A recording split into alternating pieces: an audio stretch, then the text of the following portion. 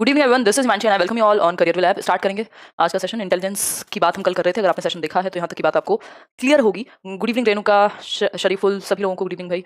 हाँ, बहुत बढ़िया। चलिए फिर स्टार्ट करें। आज हम बात करेंगे आईक्यू टेबल की। कल हमने बात की थी आईक्यू के कॉन्सेप्ट की। तबियत ठीक है एकदम, बस थोड़ा कोल्ड जैसा फीलिंग है। चलिए, कल का सेशन ना देखा हो जरूर देखिएगा। इंपॉर्टेंट पॉइंट्स हैं जो इंटेलिजेंस के बारे में आपको पता होने चाहिए, चाहे कितनी भी बार आपने इंटेलिजेंस किया हो। लेकिन ये जो पॉइंट्स कल हमने डिस्कस किए हैं वो आपको पता होने ही चाहिए इंटेलिजेंस के बारे में। ठीक है बात।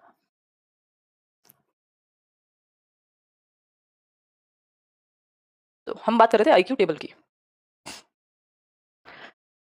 हाँ, अरे बिल्कुल बिल्कुल एकदम मिलेंगे। आप प्लस भी क्लियर करेंगे और हम लोग मिलेंगे भी, है ना। अगर आप सही अप्रोच से सही डायरेक्शन में मेहनत कर रहे हैं तो चीज़ें होती हैं, और मैंने अपनी आंखों के सामने होते देखा है। ठीक है। हेलो नेहा, ऋषि, रेखा, कविता, मैं एकदम अच्छी हूँ आशु। चलिए स्टार्ट करते हैं। ठीक से नहीं दिख रहा तो फ़ोन को लिटा के देखिए, हॉरिजॉन्टल मोड में दिखेगा। ठीक है, बिल्कुल बिल्कुल। स्टार्ट करें फिर आज की कहानी। आ जाओ, एक बार ज्वाइन करो। चलिए, तो अगर मैं बात करूँ, हाँ आप सभी हैं भाई, हाँ कर सकते हो करने का। आईक्यू टेबल की यदि हम बात करें तो एक स्टैंडर्ड टेबल है, एक स्टैंडर्ड टेबल है जिसको ज़्यादातर लोग फॉलो करते हैं। ठीक, इसमें कुछ 10 कैटेगरीज हैं। आईक्यू का फॉर्मूला आपको पता है, कल हमने डिस्कस किया था। आईक्यू बराबर होता है MA यानी मेंटल एज अपॉन में क्रोनोलॉजिकल एज इनटू 100। ठीक है बात, ये बात हम सभी को पता है। क्लियर है ये बात? इतनी बात सभी को क्लियर है। अब ये जो इसी तरह से आईक्यू निकाले गए बहुत सारे लोगों का आईक्यू स्कोर लिया गया, उसके हिसाब से फिर एक लिस्ट बनाई गई कि आपका स्कोर यदि इतने से इतने के बीच में है तो आप एक एवरेज इंसान हैं, आप बिलो एवरेज हैं, आप मेंटली रिटार्डेड हैं, या आप गिफ्टेड हैं। तो ये कुछ 10 कैटेगरीज हैं जो मेनली पूछी जाती हैं। सबसे जो नीचे की कैटेगरी है, लोएस्ट, वो है इडियट। इडियट यानी मूर्ख। 0 से 24 जिसका आईक्यू है वो इडियट कहलाएगा। वो अपने आप का ख्याल भी नहीं रख सकता, ये हम मान के चलते हैं यहाँ पे। ठीक, फिर एक कैटेगरी आती है इम्बेसाइल की। इम्बेसाइल है 25 टू 49। फिर आती है फीबल माइंडेड और मोरॉन की 50 टू 69। यहां से शुरुआत होती है बॉर्डर लाइन की 70 से 79 तक। बॉर्डर लाइन आपको पता होना चाहिए, 70 से 79 तक इनको आप एजुकेशन दे सकते हो, बट उसमें भी बहुत भारी एजुकेशन नहीं, लाइफ स्किल वगैरह की एजुकेशन इनको दी जाती है। ठीक है जी बात सुकन्या।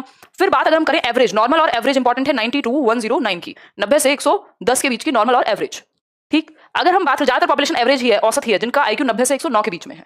ठीक, अगर हम बात करें यहाँ जीनियस की, जीनियस वो है जो एक्सेप्शनली गिफ्टेड बच्चा जिसको हम कह रहे हैं, जिसका जो मेंटल एबिलिटी है वो बहुत ही नेक्स्ट लेवल पे है। आस्था, गेट वेल सून। ठीक, तो जीनियस किसको कहेंगे? जिसका आईक्यू 140 प्लस है। अगर हम बात करें तो आइंस्टाइन की हम बात करते हैं भाई, उनका 160 या समथिंग लाइक, कई बार हमें इधर उधर देखने को मिलता है। तो 140 प्लस वाले लोग बहुत कम है, 1.5% के अराउंड। ठीक है बात। तो ये कुछ 3-4 चीजें इसमें से आपको पता होनी चाहिए। एक तो इडियट 0 टू 24, मोरॉन का कई बार पूछा था 50 से 69, बॉर्डर लाइन या डल 70 से 79, फिर नॉर्मल और एवरेज 90 टू 109, नियर जीनियस और जीनियस 140। ठीक है बात। इसका कोई ट्रिक नहीं है, आपको 2-3 चीजें दिमाग में रखनी है कि इडियट जो है वो 0 टू 24 है।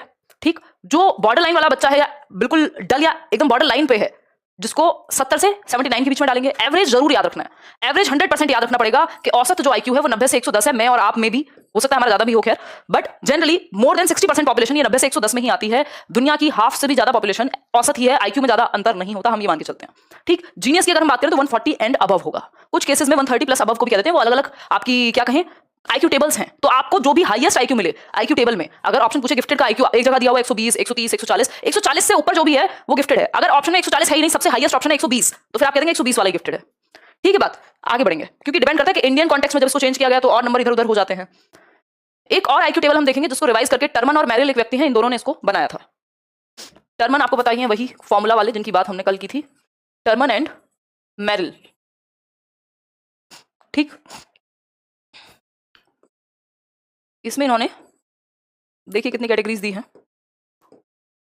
कुछ 8 कैटेगरीज में डिवाइड कर दिया है, नीचे की 2 कैटेगरी को साफ कर दिया एक तरह से। ठीक है, बना देंगे, प्रियंका बनाई हुई है इवन। ठीक, अगर हम बात करें तो सबसे ऊपर है 140 एंड अबव। 140 एंड अबव जिसका है वो जीनियस है, वो गिफ्टेड है, वो एक्सेप्शनल है। मतलब उसको कुछ ऐसा मिला है, जैसे आप देखते हैं ना कुछ बच्चे होते हैं वो एक्सेप्शनली बेटर करते हैं, मतलब उनको चीजें जल्दी समझ में आ जाती हैं, उनका दिमाग जो है वो नेक्स्ट लेवल है, वो रिसर्च करते हैं, वो आगे और बहुत सारी चीजें करते हैं। तो ये गिफ्टेड बच्चे हैं। ठीक, ऐसी जो पॉपुलेशन है वो सिर्फ 1.5% के अराउंड है। परसेंटेज की यदि हम बात करें तो दुनिया में सिर्फ 1.5% ही लोग हैं जो 140 एंड अबव का आईक्यू रखते हैं। ठीक है, हाँ अर्चना जी, ये बहुत ज्यादा भरोसेमंद नहीं होते, कई बार ये टेस्ट टेढ़े मेढ़े भी हो जाते हैं, तो आप बच्चे को इस बात पे जज मत कीजिएगा, है ना। अगर हम अच्छी ट्रेनिंग, अच्छे तरीके से लालन पालन करें और एजुकेशन से लेकर के उसको माहौल अच्छा दें, तो रेयर केस में कोई एक ऐसी चीज होती है कि बच्चा बिल्कुल रिटार्डेड निकले या कुछ इस तरीके का, वो बहुत कम पॉपुलेशन, नहीं तो ज्यादातर पॉपुलेशन एवरेज है या एवरेज से ऊपर है। अगर हम बात करें तो 130 एंड 139 ये है वेरी सुपीरियर, ये सुपीरियर का है, इसका भी मतलब आईक्यू अच्छा है। फिर सुपीरियर 120 से 129, इन दोनों को मिलाकर के वेरी सुपीरियर और सुपीरियर को 11%, यानी सुपीरियर वाली कैटेगरी में 11% पॉपुलेशन है। ठीक है बात। नेक्स्ट है 110 टू 119, हाई एवरेज और एवरेज। अभी आपको पता होना चाहिए 90 से 110 तक यहाँ पे हाई एवरेज लगा दिया है इन्होंने, तो 120 तक भी खींच दिया। ये क्या है, ये ज्यादातर पॉपुलेशन जो है, ये कुछ आपकी 65% जो पॉपुलेशन है वो एवरेज के अराउंड है, चाहे उसमें हायर एवरेज हो चाहे नॉर्मल एवरेज वाली बात हो। लोअर एवरेज इन्होंने थोड़ा सा नाम चेंज कर दिया ना, ये टेबल अलग है तो नाम चेंज कर दिया, ठीक है। इसके अलावा अगर हम बात करें फिर है 70 to 79 बॉर्डर लाइन डिफेक्टिव, मतलब ये बॉर्डर लाइन पे इनको दिक्कत है, स्कूल में भेज सकते हो बट स्पेशल नीड की जरूरत पड़ेगी, तो ये 6% है ऐसे लोग। बिलो 70 70 से कम, फिर मेंटली डिफेक्टिव या इंटेलेक्चुअली रिटार्डेड या डेफिशिएंट बच्चे कहते हैं इनको, ये 2.5% है। तो ये आपको बस आइडिया होना चाहिए कि इनकेस पूछ ले आपसे अलग भाषा में तो आपको पता हो, ठीक है बात। तो आपको बेसिकली एक तो ये याद रखना है इस टेबल में कि 140 एंड अबव, मैं बता देती हूँ क्या क्या याद रखना है। टर्मन एंड मेरिल ने दी है ये आपकी जो IQ टेबल है।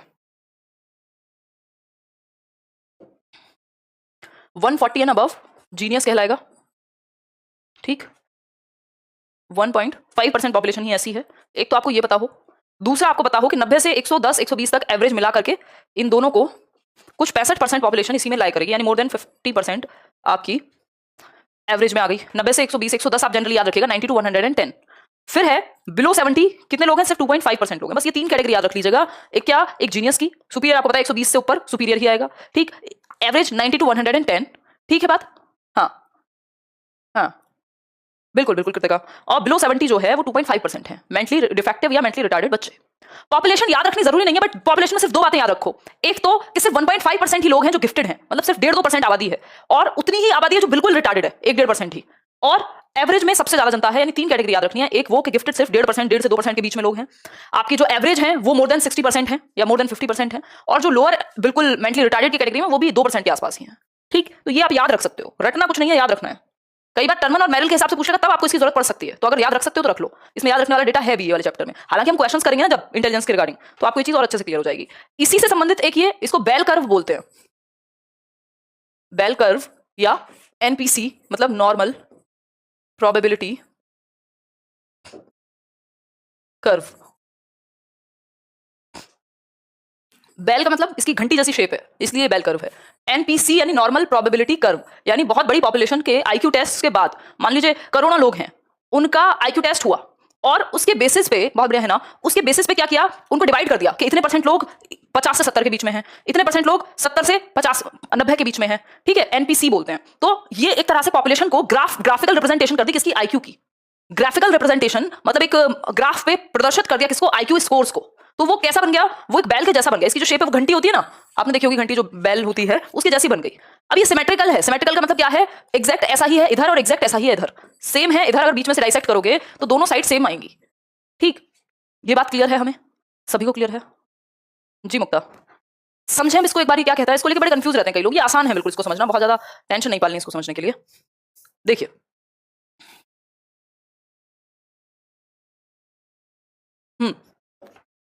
अगर हम बात करें, हाँ दुनिया में इसलिए बैलेंस है एक तरह से कह सकते हैं। देखिए भाई सब तो सेम नहीं हो सकते ना, तो उसी तरह से IQ भी डिफरेंट है अलग अलग कैटेगरी का, ठीक है बात। अगर मैं बात करूं तो यहाँ इसको 0 मान लेते हैं लोग, इसको सिग्मा 0 मान लेते हैं, स्टैंडर्ड डेविएशन पे जब निकालते हैं। ये स्टैट्स का भी टॉपिक है, बट आपको स्टैट्स में जाने की कोई जरूरत नहीं है, स्टैटिस्टिक्स नहीं पूछा जाता आपसे। कई लोग कहते हैं पूछा जाता है, बट नहीं पूछा जाता, ठीक। एक आध क्वेश्चन कभी रेयर केस में आता है, उसको आप इग्नोर भी कर सकते हैं। IQ में इंडिविजुअल डिफरेंसेस होते हैं, ये टेबल ये दिखाती है, बिल्कुल सही बात है। अब ये सिग्मा 0 है एक तरह से, या इसको स्टैंडर्ड डेविएशन कहते हैं, बहुत बड़ा मिनहाज। ये स्टैंडर्ड डेविएशन है 0, बिल्कुल बीच में सेंटर में है तो 0 ले लेंगे इसको। 100 का मतलब है 0 ले लिया हमने एवरेज। अब इधर चलेंगे तो प्लस में, ये तो आपको पता ही है, ये सिग्मा 1 हो जाएगा, स्टैंडर्ड डेविएशन 2 हो जाएगी, स्टैंडर्ड डेविएशन 3 हो जाएगी, ठीक है। सिग्मा 1 2 3 हो गया, क्योंकि ये प्लस में जा रहे हैं ना, इधर आगे बढ़ते हैं, इस साइड प्लस होता है, इस साइड नेगेटिव होता है, हमें पता ही है ये बात, कभी भी आपने मैथ्स में पढ़ी होगी, ठीक है। ये -1, ये -2 और ये -3, इसको ऐसे ले सकते हैं, कई बार पेपर में पूछ लेता है क्योंकि इस सेंस में, हाँ बिल्कुल सही बात है। अगर हम बात करें तो 55 70, अब यहाँ पे 100 IQ रख दिया, 85 से 100 देखेंगे तो इतनी पॉपुलेशन 85 से 100 के बीच में आएगी। कितनी पॉपुलेशन है, 34%। और 100 से 115 देखेंगे तो 34%, मतलब 90 से अराउंड अगर हम हिसाब लगाएं, जो कई टेबल्स हैं जो 85 से 115 मानती हैं किसको, एवरेज को, तो 90 से 110 के ही आसपास कितनी जनता हो गई। अगर हम देखना चाहें यहाँ 34% इधर है और 34% इधर है, मतलब 68% लोग एवरेज में ही हैं। 68% लोग किसमें है, एवरेज पॉपुलेशन में है। ऐसा क्यों, सिंपल है ना, ज्यादातर पॉपुलेशन, मान लो 1 करोड़ लोगों का IQ टेस्ट हुआ, उस 1 करोड़ में से 60% लोग एवरेज IQ में आते हैं, 85 से 115 के, तो बिल्कुल ठीक बात है, क्या दिक्कत है, बन गया ऐसा कर्व। और कुछ ही % ऐसे लोग हैं, 1% 1.5% जो गिफ्टेड है, 0.1%। 145 के आगे 0.1% का रेशो है सिर्फ, ठीक, 0.1% पॉपुलेशन। 130 प्लस के आगे अगर 140 की देखें तो वही 2%, या बीच में कहीं 140 होगा ना, तो सिर्फ 2%, जो अभी हमने पढ़ा था कि 140 के ऊपर सिर्फ 1.5 से 2% की जनता है। तो आपको एक बात यहाँ याद रखनी है, देखो यहाँ पे भी सबसे कम IQ पे भी बहुत कम लोग हैं, 55 से कम वाले सिर्फ 0.1% हैं, 70 आईक्यू से कम वाले सिर्फ 2% लोग हैं। तो मतलब ऐसे बहुत कम लोग हैं जिनका आईक्यू या तो बहुत ज्यादा है, वो भी लोग कम है, जिनका आईक्यू बहुत कम है, ऐसे भी लोग कम है। बहुत कम परसेंट पॉपुलेशन है, 1.5 से 2%। लेकिन सबसे ज्यादा पॉपुलेशन ऐसी है जिसका आईक्यू एवरेज है। माय फादर यूज्ड टू से कि मेहनत करो, मेहनत से सब कुछ होता है, क्योंकि वो जनरलाइज्ड वे में कह देते थे कि आईक्यू में ज्यादा अंतर नहीं पाया जाता। मतलब जितने भी बच्चे आ रहे हैं बहुत ज्यादा बड़ा अंतर नहीं है, बहुत कम परसेंटेज ऐसी है जिनमें बहुत अंतर है। अगर आप मेहनत करेंगे तो आप अपने आप को अच्छा कर सकते हैं, है ना। अगर आपको बेसिक चीजें मान लो इस क्लास में आपको पढ़ के समझ में आ जाता है, अब ये तो आपके ऊपर है ना, इसके बाद आप कितनी मेहनत करोगे। भाई अगर समझ में ही ना आता हो, बिल्कुल ही ना आता हो, 10 टीचर से पढ़ के देखिए, पूरे मन से पढ़ते हो तब भी समझ नहीं आता, तब तो चलो मान सकते हैं दिमाग में कुछ दिक्कत होगी। जब आप पढ़ते हो और कुछ कुछ चीजें समझ में आ रही है, इसका मतलब सारी भी आ सकती हैं, तो फिर आपको एफर्ट मारने की जरूरत है, फिर वहां मेहनत करने की जरूरत है। क्योंकि ज्यादातर जनता जिनके साथ आप कॉम्पिटिशन में लगे हुए वो एवरेज पॉपुलेशन ही तो है। आईक्यू क्या है, वही है 85 से 115 के आसपास, यानी 90 से 110 के बीच में एवरेज आईक्यू है। औसत तो आपको दिमाग में रहना ही चाहिए अगर इसके क्वेश्चन सही करने हैं तो। अब 5 नंबर इधर हो जाएं या 5 नंबर उधर हो जाएं, इस बात को लेकर बहुत ज्यादा चिंता करने की जरूरत नहीं है, ऑप्शन पे डिपेंड करता है। ठीक है, क्लियर है बात? क्लियर है। ये पॉपुलेशन दर्शाई गई है,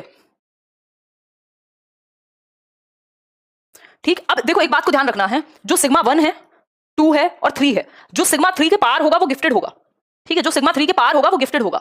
जो सिग्मा -1 इधर -2 -3 मतलब वो बिल्कुल रिटार्डेड की तरफ जाएगा। एक क्वेश्चन इसके ही रिगार्डिंग आएगा बहुत बड़ा सतीश, जिसको हम जब हम इंटेलिजेंस के क्वेश्चंस डिस्कस कर रहे होंगे उस दिन डिस्कस करेंगे, ठीक है। ये भी आप समझ लीजिएगा। अब देखो एक गिफ्टेडनेस की एक रिंग मॉडल दिया है एक व्यक्ति ने, जिनको रेंजोली कहा जाता है। गिफ्टेडनेस का एक रिंग मॉडल दिया है, 3 ring model, 3 ring model. Ring पहनते हो ना वो हाथ में, अंगूठी मान लो उसको या सर्कल मान लो, ठीक। 3 रिंग मॉडल। नहीं जरूरी नहीं आप एवरेज में आते हो सकता है आप एवरेज से ज्यादा में आते हो, बट ज्यादा पॉपुलेशन उसी में आती है, और एवरेज में कोई बुराई नहीं है, फिर आपकी मेहनत है, आप खुद को कहां ले जाना चाहते हैं। देखिए तो इन्होंने 3 रिंग दिए, 3 सर्कल दिए एक तरह से, कि जिन लोगों में ये 3 सर्कल कॉमन होते हैं, कॉमन तो आप समझते हैं ना, ये वाला एरिया जिनमें ये तीनों चीजें पाई जाएंगी वो गिफ्टेड कहलाएंगे। जिनमें ये तीनों चीजें पाई जाएंगी वो कहलाएंगे गिफ्टेड, ठीक है। जिनमें ये तीनों चीजें पाई जाएंगी वो गिफ्टेड कहलाएंगे।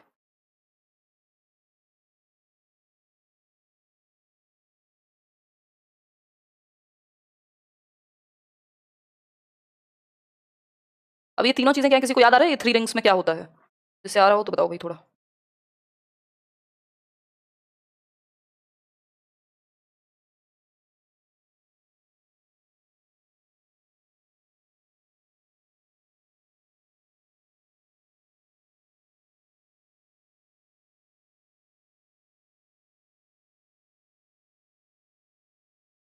ठीक, मतलब ये बीच वाला सर्कल वो है जिनमें तीनों चीजें पाई जाएंगी। इस सर्कल के अंदर जो है, इसके अंदर जो है, इसके अंदर जो है, तीनों की कॉमन चीजें हैं बीच में, ठीक है। अगर मैं बात करूं तो 3 चीजें कौन सी हैं, इन्होंने एसीसी सीमेंट आता था पहले एक, आप इससे याद रख सकते हैं, एसीसी मतलब हायर एबिलिटी, हायर यानी उच्च क्षमता, हिंदी वाले लिख सकते हैं हायर एबिलिटी। दूसरे सी से क्या है, हायर क्रिएटिविटी यानी कुछ नया करने की क्षमता,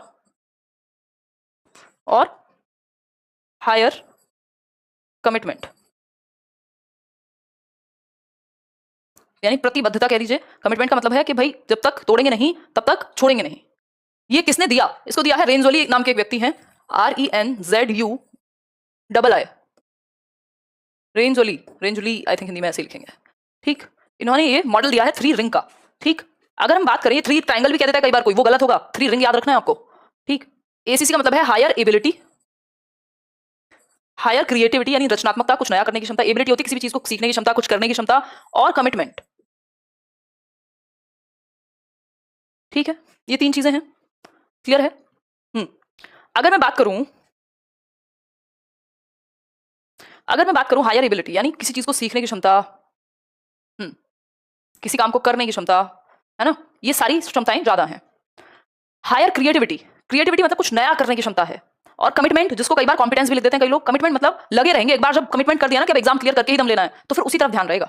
ये तीनों चीजें हैं, किसी चीज को करने की क्षमता, सीखने की क्षमता, कुछ नया करने की क्षमता, कुछ आउट ऑफ द बॉक्स करने की क्षमता, और कमिटमेंट मतलब जब तक तोड़ेंगे नहीं तब तक छोड़ेंगे नहीं, ठीक है। हाँ, टर्मन के अकॉर्डिंग 140 प्लस है, अगर गिफ्टेड की बात करें और पूछे टर्मन के अकॉर्डिंग कितना है तो हम कहेंगे 140 प्लस है, बिल्कुल। तो ये तीनों चीजें होनी चाहिए। कई बार इसी क्वेश्चन को, मतलब इसी बात को ऐसे घुमा के दे देता है क्वेश्चन में कि आपको 3 सर्कल दिए होंगे, एक तो सर्कल इतने गंदे बनाती हूं मैं, 3 सर्कल दिए होंगे, ठीक है। इसमें वो सिग्मा वाला कॉन्सेप्ट ले आएगा जो हमने अभी बेल कर्व में पढ़ा था, आपके लिए बेल कर्व उतना ही काम का है बस, और ये स्टैंडर्ड डेविएशन 3। अब पूछेगा ये वाला जो एरिया है जो कॉमन है, या तो डायरेक्ट पूछ लेगा कि ये वाला इंसान कितनी फ्रीक्वेंसी में आएगा, तो आप कहेंगे भाई आफ्टर 3 आएगा ना, जिसमें ये भी कॉमन है, ये भी कॉमन है, ये भी कॉमन है, मतलब गिफ्टेड हो गया ना। और गिफ्टेड कौन था? जिसका 140 से ऊपर था, मतलब ये सिग्मा 3 के बाद वाला व्यक्ति है जो बीच में है, क्योंकि वो गिफ्टेड है। अगर एवरेज पूछता तो आप सिग्मा 1 कर देते, अगर वो एवरेज के आगे पूछेगा सुपीरियर तो आप सिग्मा 2 कर देते। ठीक है ना, बात क्लियर है? हाँ बिल्कुल।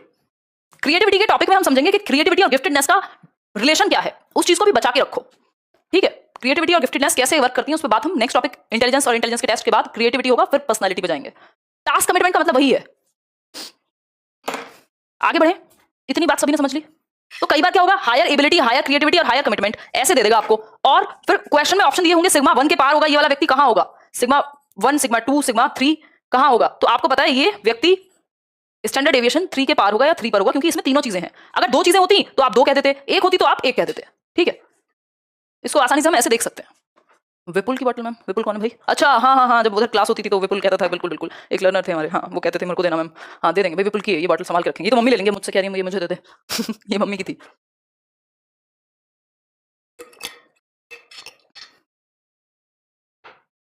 बारिश हो रही है एमपी में, सही है। देखो इसको फिर से समझ लो, अगर कहीं दिक्कत है तो हम अगर बात करें हायर एबिलिटी यानी क्षमता ज्यादा होगी, रचनात्मकता ज्यादा होगी, और कमिटमेंट यानी प्रतिबद्धता ज्यादा होगी किसी टास्क के प्रति।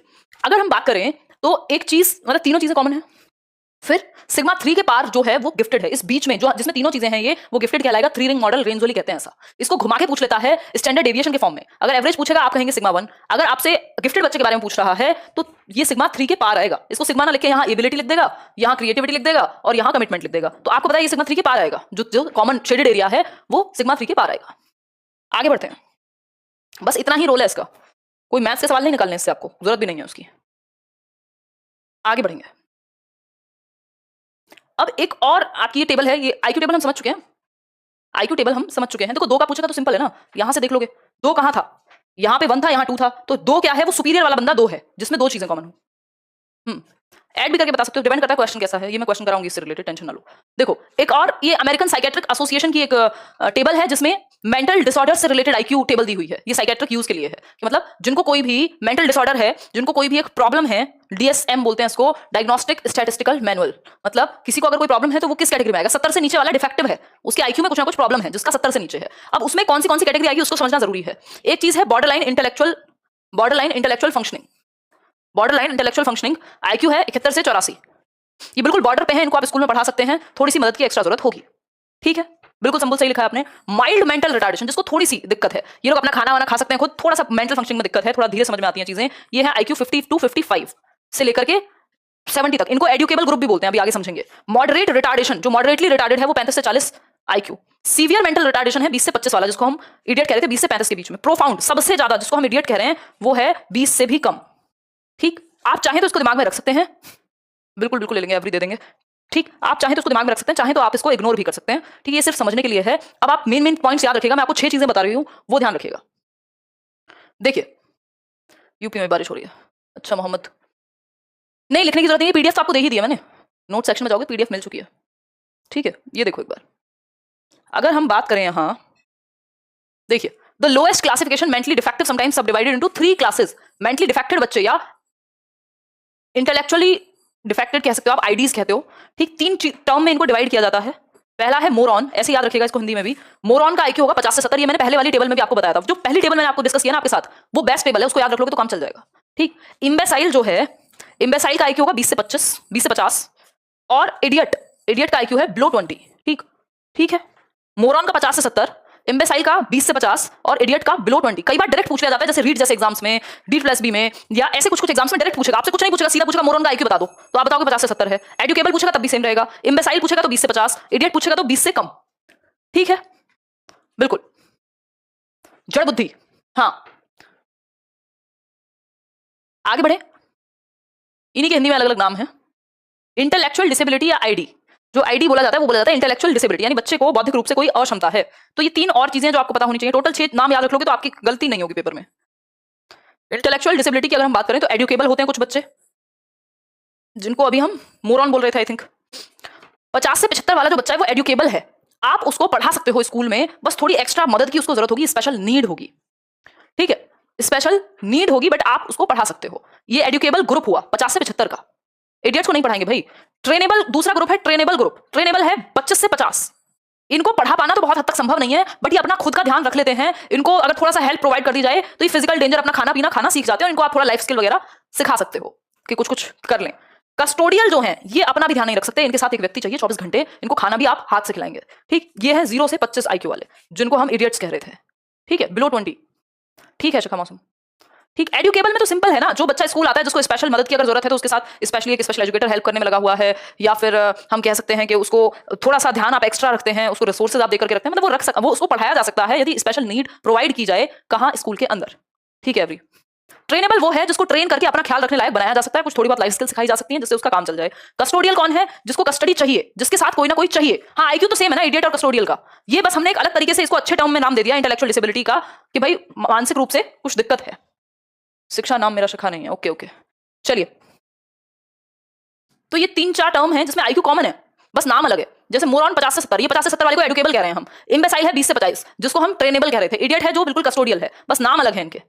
ठीक है, तो ये आपसे टर्म में पूछ लेता है कई बार, जिस टर्म में पूछेगा, जिस सेंस में पूछेगा, उसी सेंस में तो जवाब दोगे ना। ठीक है बात। देखो एक बार, अब एक चीज है फ्लीन इफेक्ट, फिर उसके बाद पढ़ेंगे नेचर नर्चर।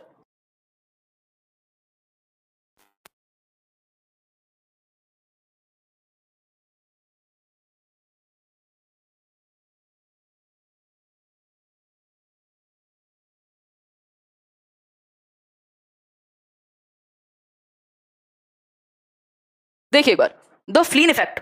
फ्लीन इफेक्ट क्या है? फ्लीन एक व्यक्ति थे जिन्होंने इस इफेक्ट के बारे में बात की, उनके नाम पे ही पड़ गया ये इफेक्ट। फ्लीन ने कहा कि भाई हर 10 साल में, डेकेड में, एवरी डेकेड, हर 10 साल में यानी एवरी 10 ईयर, यानी 10 साल का एक डेकेड।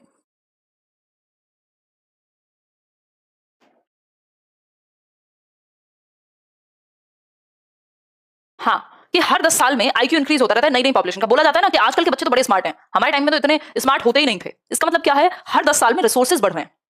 जी मिनहाज, हर 10 साल में रिसोर्सेज बढ़ रहे हैं, मतलब माँ बाप के पास पहले से पैसा भी ज्यादा है, उनके पास खाना भी बेहतर है, स्कूल एजुकेशन भी बेहतर हो रही है, टेक्नोलॉजी आ रही है। मतलब हर 10 साल में क्या हो रहा है? रिसोर्सेज बढ़ रहे हैं, तो लोगों को संसाधन अच्छे मिल रहे हैं, तो उनका IQ भी बढ़ रहा है। तो जो भी जनरेशन है ना 10 साल के गैप में, हर 10 साल में लोगों का IQ बढ़ता है। जो नेक्स्ट जनरेशन है उससे ज्यादा IQ होगा जो नई जनरेशन आएगी उसका, जो पुरानी जनरेशन है। ठीक, क्यों? क्योंकि उसके पास संसाधन ज्यादा है, उसके पास टेक्नोलॉजी है, उसके पास अच्छा स्कूल एजुकेशन सिस्टम है, उसके पास इन्फॉर्मेशन अच्छी है, उसको खाना अच्छा मिलता है ना, उसको एनवायरमेंट अच्छा मिलता है। तो इन सब चीजों का फर्क पड़ता है IQ पे।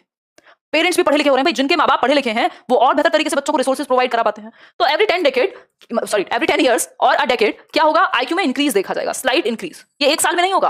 अगर कोई कहे कि एक साल में हो जाएगा, नहीं, IQ इंक्रीज होगा, इंक्रीमेंट जो है थोड़ा सा, वो 10 साल में देखा जाएगा। अभी नहीं होगा नेहा मेरे ख्याल में, टेंशन मत लो। कौन से एग्जाम की बात कर रहे हो वैसे? हाँ, तो एवरी 10 ईयर्स या हर एक डेकेड में IQ स्लाइटली इंक्रीज होता है। चलिए आगे बढ़ते हैं, यही फ्लीन इफेक्ट है, इसी को फ्लीन इफेक्ट का नाम दिया जाता है। नेक्स्ट पॉइंट और आज का आखिरी पॉइंट, नेचर और नर्चर। नेचर और नर्चर क्या है भाई? नेचर और नर्चर, देखिए अगर हम बात करें, नेचर आपको पता है, अगर आपने डेवलपमेंट पढ़ा है, नहीं भी पढ़ा है तो सीटेट में पढ़ा होगा, जिनके बैचेस में भी नहीं हुआ है। नेचर का मतलब है प्रकृति और नर्चर का मतलब है पोषण। दूसरे सेंस में अगर हम बात करें तो नेचर को हेरिडिटी यानी आनुवंशिकता,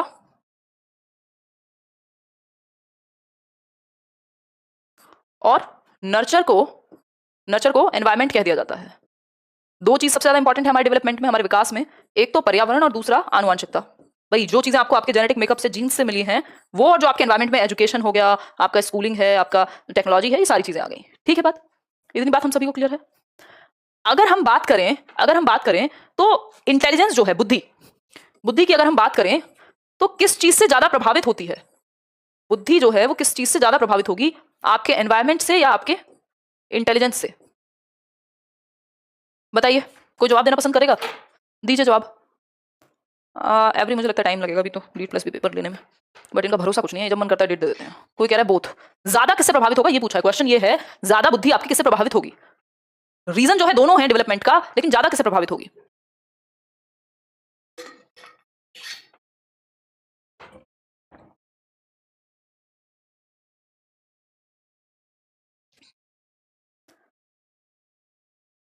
बताइए एक बार।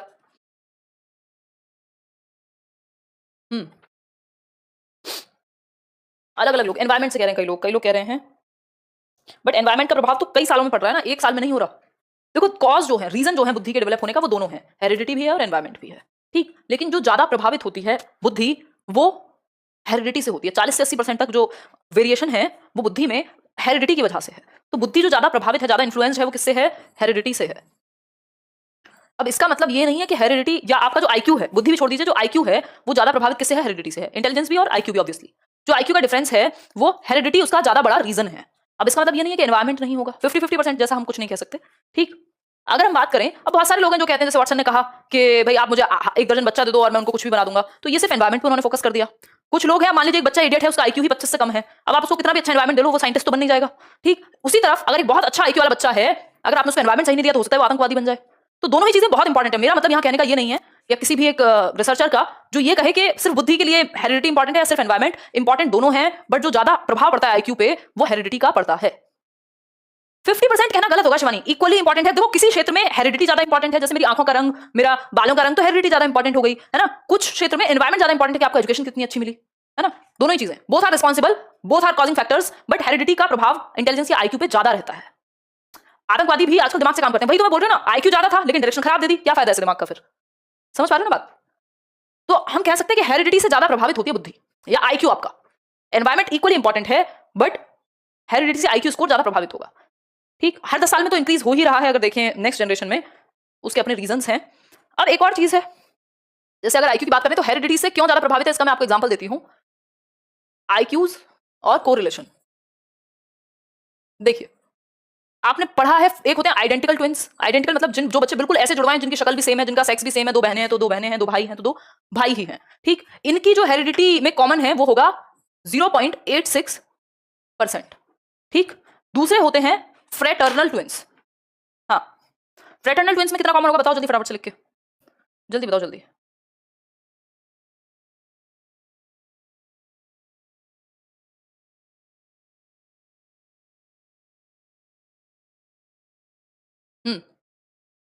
हम आइडेंटिकल ट्विंस है, तनु कह रही हैं, बहुत बढ़िया। फ्रेटर्नल ट्विंस की यदि हम बात करें तो हम कह पाएंगे कि भाई कुछ तो होता होगा, 60% के अराउंड तो मान के चलेंगे या नहीं मान के चलेंगे? फ्रेटर्नल ट्विंस में कुछ 60.60 की अभी हम बात कर रहे हैं, ठीक। अगर हम बात करें तो फिर एक आ जाएगा आपका कि सेम पेरेंट्स अडॉप्टेड बच्चा है, यदि मतलब 2 बच्चे हैं जिनको एक बच्चे को अडॉप्ट कर लिया, तब भी उनके आईक्यू में कुछ 4.2 या 4.6 तक की प्रोबेबिलिटी आई थिंक कॉमन होने की रहती है। और अगर एक बिल्कुल ही अडॉप्टेड बच्चा है तो पेरेंट्स जिनके पास वो रहता है या जिनसे वो आया है 0.14% तभी भी सिमिलैरिटी रहेगी, ठीक है। ये बात ऊपर के 2 आपके लिए ज्यादा महत्वपूर्ण है, इनको आप याद रखिएगा, ठीक। ये दोनों महत्वपूर्ण है, ठीक है बात। हाँ, मैं और भाई ट्विंस हैं, बहुत बढ़िया। हाँ, आईक्यू का कॉन्सेप्ट स्टर्न ने दिया, ये तो मैं आपके साथ कल ही डिस्कस कर चुकी हूँ, कहाँ खो जाते हो। देखिए इसमें कोई दिक्कत है, इसमें कोई दिक्कत है कहीं तो पूछो फटाफट, फिर आगे बढ़ेंगे।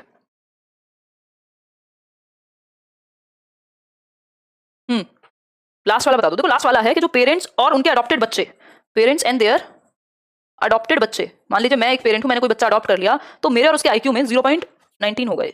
0.19 का कॉमनैलिटी होगी, क्योंकि वो मेरे साथ रह रहा है ना, मेरी हरकतें देख रहा है और पूरे टाइम वो साथ है, जैसे मैं बिहेव करती हूँ हर चीज, तो उसमें भी जो एक कॉमन है ना वो 0.9% कॉमन हो सकता है, जबकि मेरा उसका कोई बायोलॉजिकल संबंध नहीं है।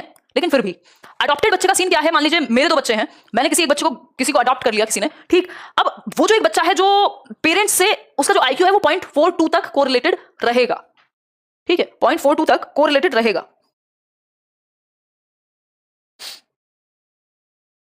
क्यों? क्योंकि बायोलॉजिकली तो वो आपका बच्चा है ना, तो पेरेंट्स से जो कॉमन है बायोलॉजिकल चिल्ड्रन का आईक्यू वो 0.42% होगा। 0.19 है, ये 0.09 या 19 है, ठीक है। ये इंपॉर्टेंट है। फ्रेटर्नल ट्विंस में 0.60, आइडेंटिकल ट्विंस में 0.86% कॉमनैलिटी रहेगी। फ्रेटर्नल ट्विंस वो होते हैं, फ्रेटर्नल जिनको द्विमनज कहा जाता है, मतलब आइडेंटिकल ट्विंस वो हैं जो दिखने में भी एक जैसे हैं, 2 बहनें हैं तो 2 बहनें हैं, 2 भाई हैं तो 2 भाई हैं, मतलब लगभग 90% तक जिनका आईक्यू भी सेम है, 0.86% तक। फ्रेटर्नल ट्विंस वो हैं जिनकी शक्लें अलग हैं, जिनके इंटरेस्ट भी अलग हो सकते हैं, जिनका जेंडर भी अलग हो सकता है, एक बहन है तो एक भाई है जुड़वा, लेकिन अलग अलग सेक्स के हैं, अलग अलग दिखते हैं। आइडेंटिकल वो हैं जो बिल्कुल सेम दिखते हैं, जो बिल्कुल सेम सेक्स के हैं, मतलब 2 भाई हैं तो सिर्फ 2 भाई ही हैं, ठीक है। ये दो एक बड़ा डिफरेंस है आइडेंटिकल और फ्रेटर्नल में। ये डेवलपमेंट का चैप्टर जिनके बैच में नहीं हुआ है उनको ये और अच्छे से क्लियर होगा जब डेवलपमेंट आएगा। थर्ड और फोर्थ में क्या डिफरेंस है? देखो ये है कि एक पेरेंट जो कि बायोलॉजिकली रिलेटेड है, यानी जैविक रूप से, मतलब जिसने उस बच्चे को पैदा किया है, वो पेरेंट्स, उनका हेरिडिटी या उनका आईक्यू 0.42% कॉमन रहेगा। कॉमन रहेगा अगर आप इसको अडॉप्ट भी करा दें तो। अगर दोनों में से एक बच्चे को अडॉप्ट करा दिया जाए, किसी और के पास चला जाए, तब भी आईक्यू 0.42%। अच्छा, इसको एक और तरीके से देख सकते हो। हाँ बिल्कुल सेम ही बात है, इसमें एक ही बात है, इसमें और कोई तरीका नहीं देखने को।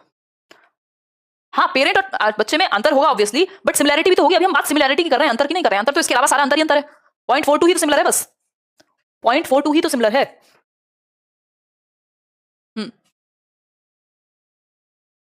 बताओ एक बार, कहीं दिक्कत आ रही है इस बात को समझने में?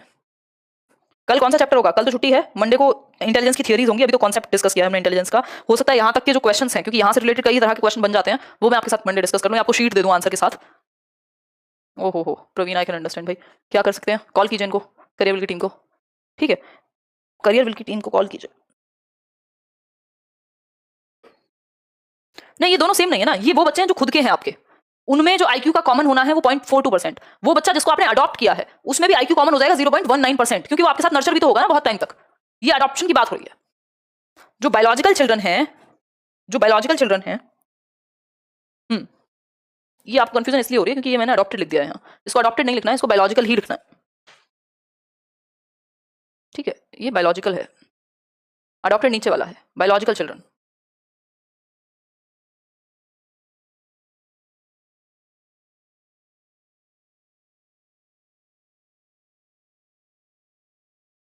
ठीक, क्लियर है? सिलेबस कितना बचा है? 2-3 यूनिट्स हैं आपकी। जैसे यूनिट्स क्या, एक तो आपका ये इंटेलिजेंस का चैप्टर, फिर उसके बाद क्रिएटिविटी कर लेंगे, उसी वो तो एक ही दिन का काम है क्रिएटिविटी। फिर इसके बाद क्या पूछ रहे हो मिनहाज, उसके बाद आपका तीसरी चीज आती है पर्सनैलिटी, इंटेलिजेंस, पर्सनैलिटी। और फिर उसके बाद टीचिंग लर्निंग प्रोसेस वाला जो आपका यूनिट है ना, वो शुरू हो जाएगा, जो लास्ट यूनिट है, जिसमें एनसीएफ क्या है, ब्लूम्स टैक्सोनॉमी क्या है, ये सारी चीजें हैं। फिर उसके बाद सेम सेक्स है तो आइडेंटिकल ट्विन कहलाएगा, फ्रेटर्नल नहीं बनेगा, है ना, फ्रेटर्नल नहीं बनेगा। ओपन स्कूलिंग नॉन, उसमें आता है ना, नॉन फॉर्मल एजुकेशन में। ठीक है, बात इतनी बात क्लियर है? लखनऊ में मीटअप करिए, कर लेंगे। एडजस्टमेंट के नोट्स कंप्लीट नहीं है, कैसे?